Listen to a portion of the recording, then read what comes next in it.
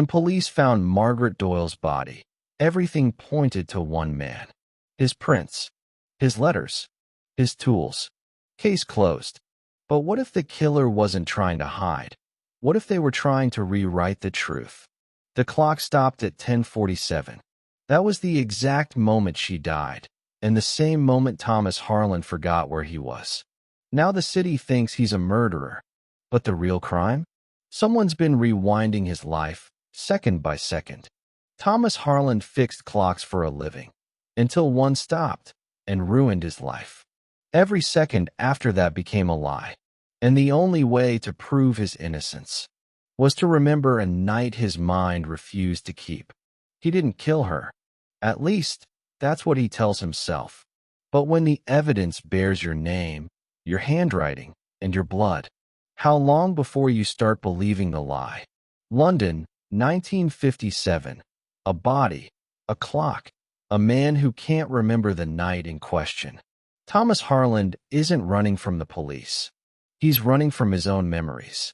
And one of them might be the murder he swore he didn't commit. They said Thomas Harland killed her. His fingerprints, his handwriting, his tools, dripping with someone else's blood. London, 1957. A city rebuilding itself from ashes, and one man accused of a murder he can't remember. But the clock in her flat stopped at 10:47, the exact minute his alibi collapses. He swore he was innocent until the evidence began to speak in his own voice. Now, he's racing to prove he didn't kill Margaret Doyle before time itself convicts him. Because in this city, even guilt can be manufactured.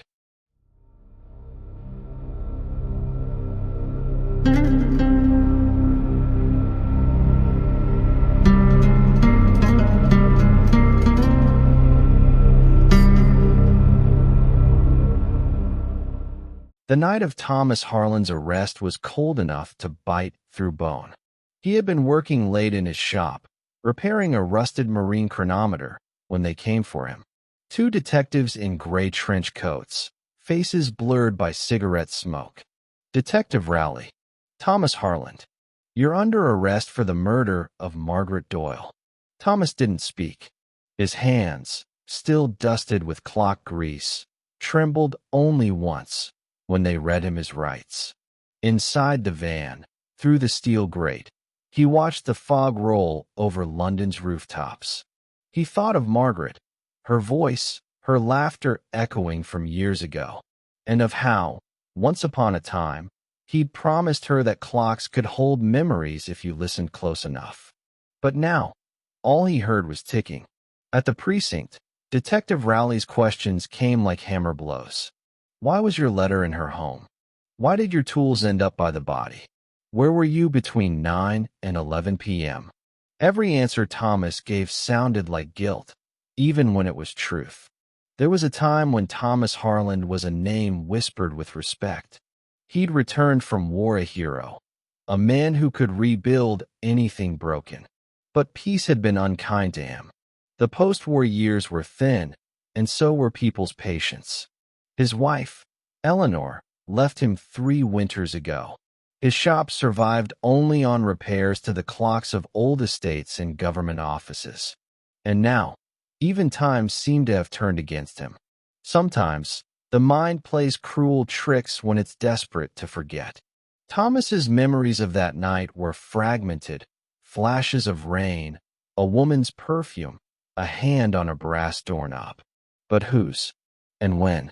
On the second day of questioning, a letter appeared. It had been found inside Margaret Doyle's writing desk, sealed, unsent, and addressed to Thomas Harland. In it, Margaret wrote, "You once told me the past can't hurt us if we refuse to wind it. But you were wrong, Thomas. Some clocks never stop. They only hide their ticking." The detectives said it was motive. They said Thomas had rekindled an affair, that Margaret had threatened to expose something. But Thomas knew that letter was never meant to be found. It was planted, because the ink wasn't hers. It was his. By the time they released him on bail, London felt different. Every passerby seemed to know his name. Every glance felt like judgment. He returned to his clock shop, where the air was thick with oil and dust and ghosts. In the back room, he found something strange, a receipt he didn't remember writing. It was dated the night of the murder, and it bore the signature of a man long dead. It was then Thomas Harland realized he wasn't fighting for his innocence. He was fighting for his memory. Before we continue with this haunting investigation, I need to ask, have you ever been accused of something you didn't do and no one would believe your truth? Tell me your story in the comments below. And if this mystery has already pulled you in, please like, subscribe, and turn on notifications, because in part 2, Thomas's search for answers takes him into the fog of London's underworld, where nothing and no one is what it seems.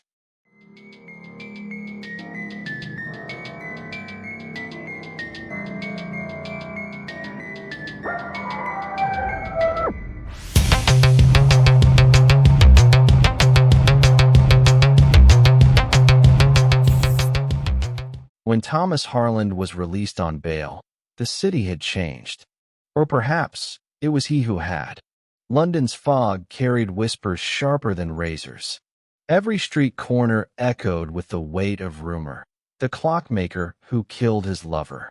But Thomas walked on, through the smoke and drizzle, back toward his small shop on Clerkenwell Road. Inside, the air was thick with oil and regret. His workbench still cluttered with gears, tools, and half-repaired watches. But what caught his eye wasn't the mess. It was the empty space, one of his precision screwdrivers, missing.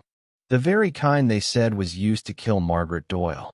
He sat for hours, staring at the shadows that bent over his workshop.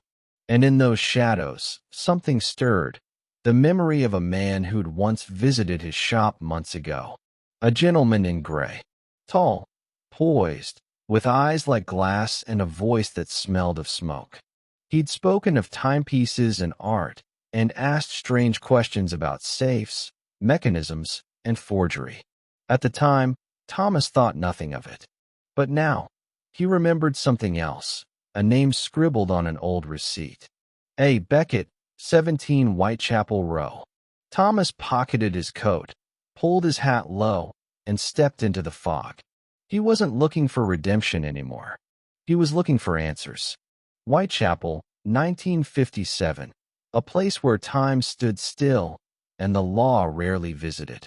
The war had left its mark here too, buildings hollowed out, alleyways filled with ghosts of another kind. In a narrow pub called the Widow's Arms, Thomas found him, or what was left of him. A man in a gray overcoat sat alone at the corner table, a glass of gin untouched before him. His once smooth hair was streaked with ash, his skin the color of old paper. He looked up as Thomas approached, and for a moment, neither spoke. Thomas, low, firm. You left a name on a receipt. My shop. Margaret Doyle's name followed yours. Gentleman in gray, hoarse chuckle. Careful, Mr. Harland. Names are dangerous things to carry around in London. The man's name was Arthur Beckett, once a curator at the British Museum, now a ghost in the city's underbelly. He told Thomas of a secret network that had thrived after the war, smugglers, dealers, and ex-officers trading looted art for cash and silence. Margaret, he said, had been one of them. Beckett, quietly. She kept a ledger. Names of men too powerful to exist on paper. And she wanted out. Thomas's hands trembled. The ground beneath his innocence shifted again. Margaret hadn't been the victim of passion. She'd been the victim of power. Before Thomas could press further, Beckett leaned closer, eyes darting toward the bar mirror. Beckett, whispering. They're watching. The ones who made me disappear. Door creaks open.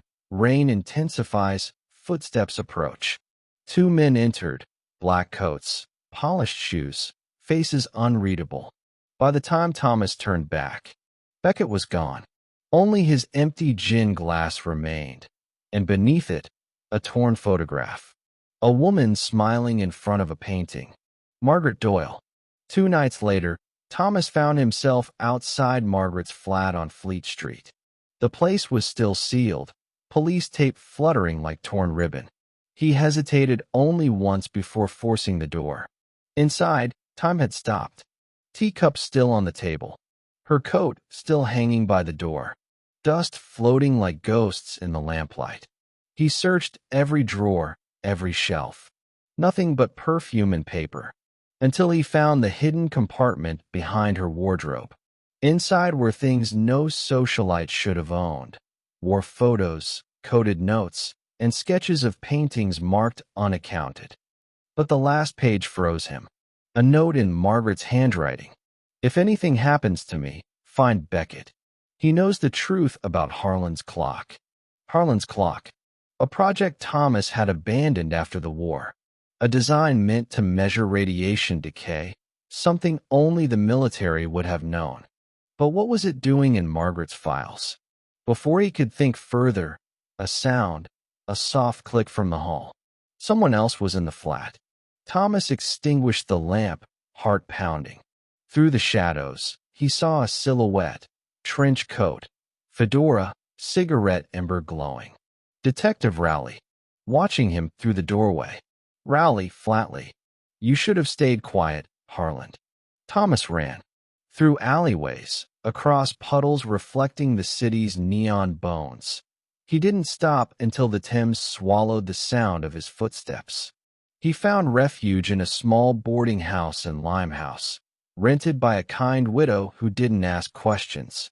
Each night, he sat before the mirror, his reflection blurred by candlelight and fear. Guilt is a mirror, isn't it? It doesn't just show what you've done. It shows what you might have been capable of. He replayed the night of the murder over and over. The rain, the clock striking 10, the scent of her perfume. And for a moment, he remembered holding her wrist. But was it memory or madness? Sometimes, innocence and guilt were the same face. And sometimes, the truth hides not in what we see, but in what we refuse to remember. Thomas stared into the mirror, and for the briefest flicker, he saw another reflection behind him. A man in gray. As London slept beneath its fog, Thomas Harland's world was collapsing. Piece by piece, clock by clock. Someone was pulling his strings. And soon, the clockmaker would have to choose.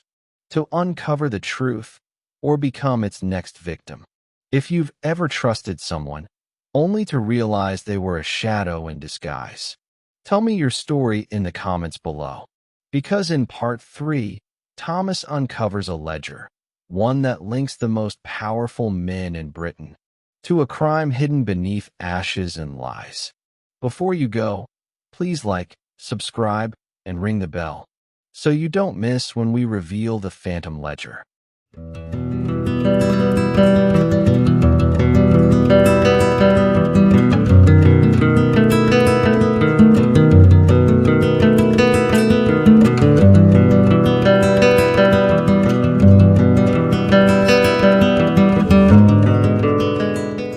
There are truths that lie beneath cities, buried not in dirt, but in paper, in names, in ledgers written by hands too careful to ever be found. When Thomas Harland awoke that morning, the mirror was shattered, the image of the man in gray gone, only a faint trace of ash on the windowsill. He hadn't dreamt it. Arthur Beckett had been there, and he'd left behind something Thomas had failed to notice before. A matchbox. Inside it, a tightly folded strip of film, microfiche, like the kind used for archival documents. On it, a list of names. Sound cue. Faint mechanical projector clicking. Thomas held it up to the light. Words too small to read, but one thing stood out. Stamped at the bottom, in bold faded ink. Property of the Admiralty. File 72B. Operation Orpheus. It wasn't about love anymore. It wasn't even about murder. It was about something far larger, a wartime operation that had never officially existed. And someone was killing to keep it that way. Thomas's search led him beneath London, to the disused tunnels of Aldwych Station.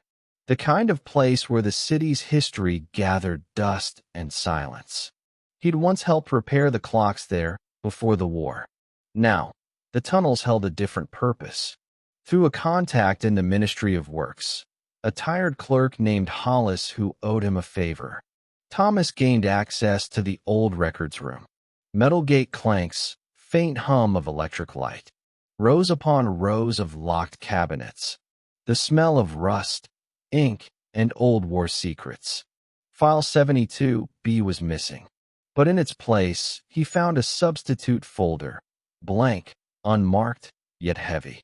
Inside, fragments of coded reports, photographs of bombed warehouses, and an image that turned his stomach.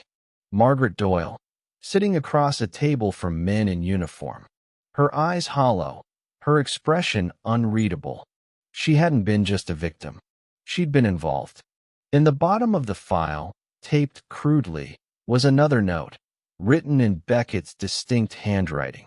If you're reading this, they've already found me. The ledger is buried with the Orpheus shipment. Doc 14. Find it before Rowley does. Thomas tore the page free and ran. Night fell over the docks like a curtain of smoke. Rain slashed against the corrugated roofs, and the Thames churned like a living thing. Doc 14 sat at the far edge, condemned, silent, forgotten. And yet, someone was already there. Thomas crouched behind a stack of crates, heart hammering. Through the rain, he saw the unmistakable silhouette of Detective Rowley. The man was not alone. With him, a group of suited figures, not policemen. Men who moved with military precision. Rowley's voice cut through the downpour, harshly and authoritatively. Burn everything. The ship leaves tonight. No records, no witnesses. Witnesses. Meaning Beckett. Meaning Margaret. Meaning him. Thomas waited until they moved toward the warehouses, then slipped inside one of the cargo holds. The air smelled of oil and mildew. In the center, a large crate marked Orpheus equipment. Handle with care. He pried it open. Inside, beneath the rotting wood and sandbags, were sealed glass cylinders, glowing faintly. And beneath them, wrapped in oilskin, was the ledger, the phantom ledger. The moment his fingers touched it, a shout rang out. Rowley, yelling, "Harland, don't move." Gunshot echoes ricochet metal clangs. Thomas dove behind the crate as bullets tore through the air. He clutched the ledger tight and sprinted toward the rear doors. He didn't see the blow coming. A shadow swung from behind, something heavy striking his temple. The world turned black. He woke up in a basement, wrists bound, vision swimming. The room smelled of salt, oil, and rot. Detective Rowley sat across from him, smoking in silence. Rowley, low, deliberate. You should have stayed the humble clockmaker, Thomas. You could have lived your life pretending none of this mattered. Thomas, hoarse. What is this? Why kill her? Rowley's eyes flickered, a moment of something almost human. Rowley. Margaret was clever. Too clever. She found out what Orpheus was, the radiation tests, the forged ledgers, the stolen art we sold to rebuild a nation. But a nation built on lies doesn't like witnesses. Rowley wasn't the villain he thought he was. He was a man doing the only thing left to survive inside a system designed to eat the truth. She loved you, you know. That's why she sent the police to your shop first, to get your attention. To warn you, before we came for her. Thomas, you framed me. Rowley sighs. I saved you. Until you couldn't let it go. Rowley stood, exhaling smoke. He turned his back, and for a moment, Thomas saw the faint tremor in his hand. Guilt. Even men like him carried it, somewhere deep. Then Rowley said something Thomas would never forget. Rowley, the ledger won't save you, Harland. There's no truth left, only ashes. He didn't remember how he escaped. Only the sound of fire and water clashing above him. The warehouse was burning, the flames licking across the Thames like fingers of light. The ledger lay beside him, soaked, pages half-charred. Names still visible through the smoke. Officials, bankers, officers. Men who'd built empires on bones and silence. And there, at the bottom of the list, was one final name. Inspector James Rowley. The hunter had always been the prey. Thomas limped toward the edge of the dock, clutching the ledger. Behind him, Rowley emerged, coughing, gun shaking in his hand. Rowley hoarse. "Give it to me, Thomas. It's all that's keeping you alive." Thomas, quietly. "No. It's all that's left of her." He threw the ledger into the flames. For a moment, both men watched as the smoke carried the last of the truth into the night sky. And in that fire, Thomas saw Margaret's face again. Soft, forgiving, free. Some truths are not meant to be spoken. They're meant to be released. The clockmaker turned away, and behind him, the warehouse collapsed. Months later, a body was pulled from the Thames. Unidentified, but in its coat pocket, a single watch, perfectly intact. Its hand stopped at 10:04. The same time Margaret Doyle died. London moved on. The city forgot. But sometimes, in the quiet hours before dawn, if you stand by Clerkenwell Road, you can still hear a faint ticking from beneath the stones. The sound of a man who loved too deeply and learned too late. That time is the cruelest witness of all. If this story stirred something in you, if you've ever carried guilt, love, or a truth too heavy to tell, share your thoughts in the comments. And if you want to follow the next chapter, where the story moves beyond Thomas Harland into the conspiracies his death uncovered, subscribe and stay close. Because in this world, every truth leaves a shadow.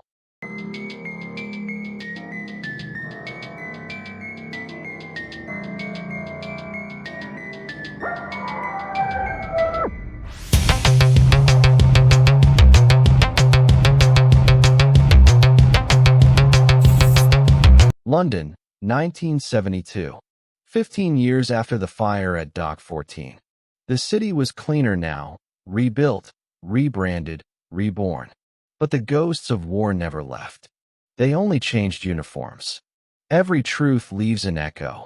And this one began in a dusty archive room beneath Fleet Street. Her name was Evelyn Marsh, a journalist for the London Tribune. Brilliant, idealistic, and reckless. The kind of woman who still believed journalism could change the world.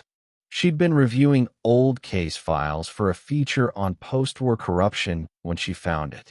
A thin envelope marked Thomas Harland, closed. Inside were photographs. A burned warehouse. A pocket watch stopped at 10:04. And a man's name, written in fading ink.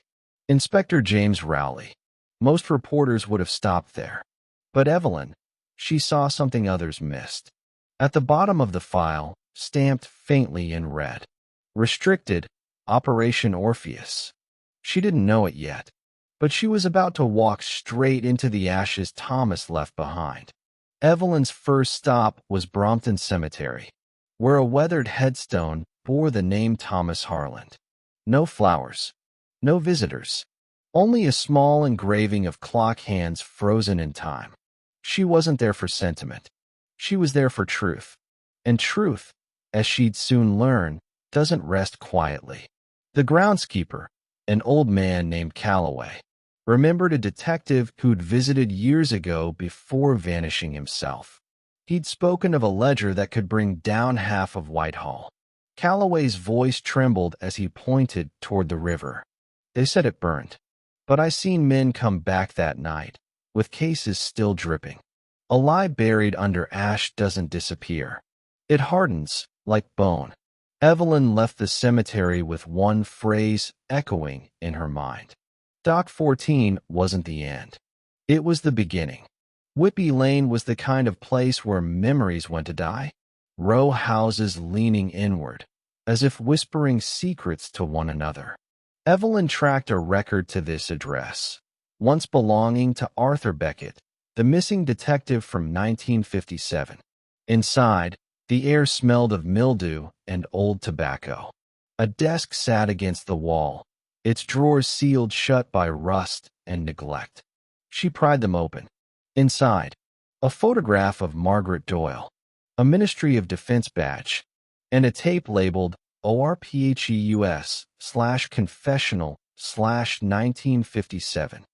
Beckett, recorded voice, shaky. This is Detective Arthur Beckett, badge 4017.